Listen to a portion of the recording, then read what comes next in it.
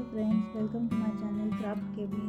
तर आज पुन्हा एकदा तुमच्यासाठी घेऊन आले वारी विशेष काही रांगोळ्या, ज्या की तुम्ही घरातील देवघरासमोर अगदी सहज पद्धतीने काढू शकता.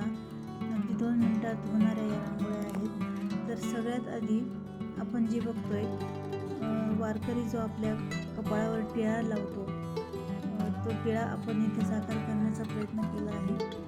तर त्यासाठी मी एक असा यू शेप काढून त्यामध्ये ऑरेंज आणि ब्लॅक कलरचे 2 टिपके दिलेत, जेणेकरून त्याला गंधाचं स्वरूप प्राप्त होईल. तसेच खाली 3 केंद्रबिंदू काढून साईडने तुरे काढलेत आणि खालच्या साईडने डॉट देऊन त्याला फुलाचा शेप दिला आहे. अशा पद्धतीने आपली ही पहिली रांगोळी अगदी सहज आणि साध्या पद्धतीने अगदी पटकन होणारी पहिली डिझाईन पूर्ण झालेली आहे. सुरू करूयात आपल्या दुसऱ्या डिझाईनला. तर इथे आपण विठुरायाचे श्रीमुख साकार करण्याचा प्रयत्न करणार आहोत. तर त्यासाठी इथे सर्वप्रथम मी विठुरायाचा मुकुट काढून घेणार आहे.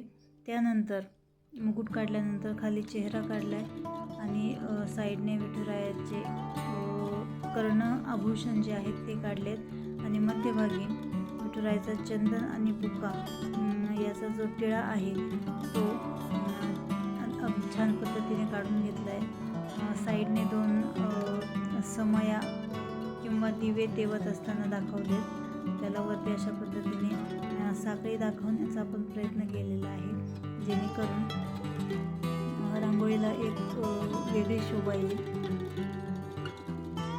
या पद्धतीने साखळीमध्ये जे डॉट्स दिले होते त्यामध्ये आपण बोटाच्या साहाय्याने ते प्रेस करून घेतलेले आहेत आणि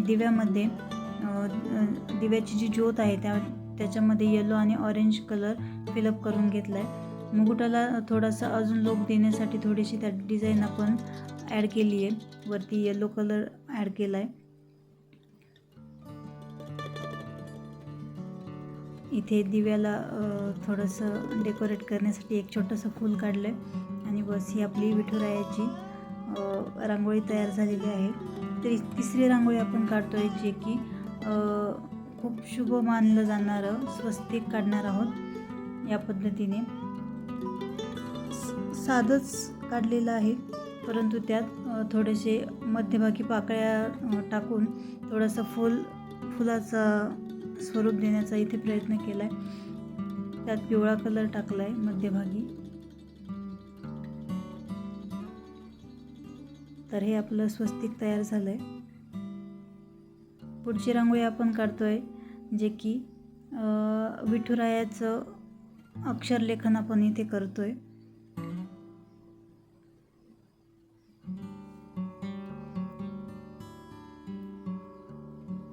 या पद्धतीने आपण विठुराया हे नाव हाताच्या साहाय्याने जमेल तसं काढून घेतलं आहे. साईडने डॉट्स देऊन त्याचं फूल बनवलं आहे मी.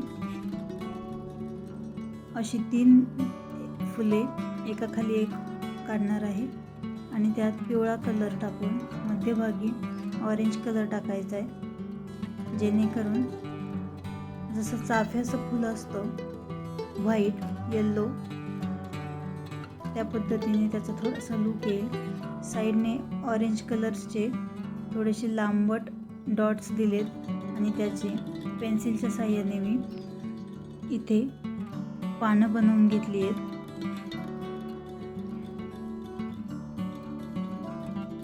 खूपच सुंदर दिसतंय. थोडंसं अधिक डेकोरेटिव्ह करण्यासाठी त्यामध्येच थोडेसे व्हाईट डॉट्स मी ॲड केले. खाली अशा प्रकारे 2 पानं काढली. वरती आपण मोरपंख काढण्याचा प्रयत्न करतोय. त्यासाठी मी इथे ग्रीन कलर थोडासा ॲड केला आहे. त्याच्यानंतर पेन्सिलच्या साहाय्याने थोडेसे अशा रेषा ओढून घेतल्यात त्याच्यावर. त्यानंतर थोडासा ब्ल्यू कलर ॲड केला आहे आणि येलो कलरच्याही थोड्याशा रेषा त्यात मी ओढल्यात. नंतर थोड्याशा व्हाईट कलरच्याही ओढल्यात. या पद्धतीने साकारण्याचा इथे प्रयत्न केला आहे. वरच्या साईडने पूर्ण डॉट्स देऊन घेतलेत आणि खालच्या साईडनेही डॉट्स दिलेत. खालच्या साईडने जे डॉट्स दिलेत त्याची आपण पेन्सिलच्या साहाय्याने छोटी छोटी क्यूट अशी फुलं बनवणार आहोत. बघू शकता तुम्ही, या पद्धतीने मी फुलं बनवली. फुलांच्या मध्यभागी रेड आणि ब्ल्यू कलर मी टाकला आहे, तसेच ग्रीन कलरही ॲड केला आहे आणि त्याची मी पानं बनवली आहेत. तर या पद्धतीने आपली विठुरायाच्या अक्षरलेखनाची सुंदर अशी रांगोळी तयार झाली आहे.